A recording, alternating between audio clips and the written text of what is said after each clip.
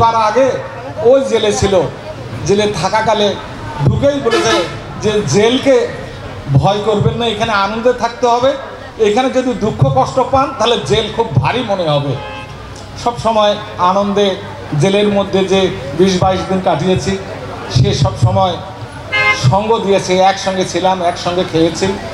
সেই আমাদের নেতা এরশাদ হোসেন পাপ্পু, আমাদের আর এক সংগ্রামী নেতা সহসভাপতি, ছাত্র জীবন থেকে যিনি বিএনপির সাথে জড়িত, সেই শফিকুল ইসলাম সহসভাপতি আমাদের বিএনপির জনি ভাই।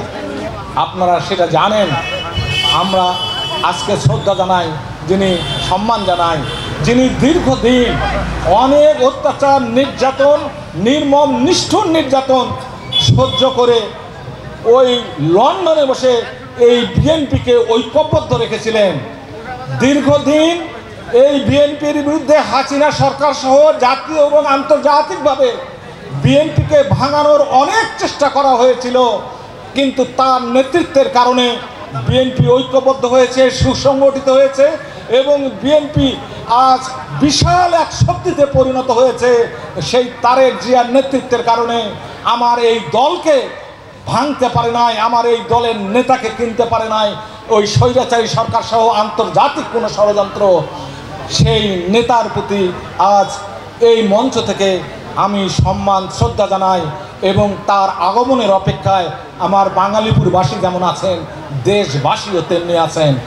আমি সম্মান শ্রদ্ধা জানাই। আমাদের সঙ্গে বসে আছেন, এই আজকে যে আমরা কথা বলতে পারছি মুক্তভাবে যে আমরা কথা বলছি, মুক্তভাবে নিঃশ্বাস নিচ্ছি। শহীদ সাজ্জাদ রক্ত দিয়েছেন, আবু সাইদ কীভাবে আমাদের জন্য, এদেশের মানুষের জন্য দুহাত প্রসারিত করে পুলিশের বুলেট বুকে নিয়ে রক্ত দিয়েছেন, রাজপথ রঞ্জিত করেছেন, যাদের রক্তের বিনিময়ে আজকের এই বাংলাদেশ, তাদের প্রতি অনেক শ্রদ্ধা এবং সম্মান জানাই। আমি কথা বেশি বাড়াতে চাই না, শুধু আজ এতটুকু বলতে চাই এই কারণে যে বিএনপি এমন একটি দল, বিএনপি এই দল 1978 সালে এদেশের প্রয়োজনে, এদেশের স্বাধীনতার সার্বভৌমত্ব অক্ষুণ্ণ রাখার প্রয়োজনে, এদেশের মানুষের যাতে সম অধিকার থাকে, এদেশের মানুষ, সকল মানুষ, হিন্দু মুসলিম বৌদ্ধ খ্রিস্টান পাহাড়ি সমতলের মানুষ, সকল মানুষের যাতে একটি পরিচয় হয় যে সকল মানুষ, আমার এদেশের সকল মানুষ বাংলাদেশি, কেউ দ্বিতীয় শ্রেণীর মানুষ নন, সকলেই এক কাতারের মানুষ, সকলেই সম্মানিত মানুষ, বাংলাদেশের মানুষ বাংলাদেশি হিসেবে পরিচিত হবে।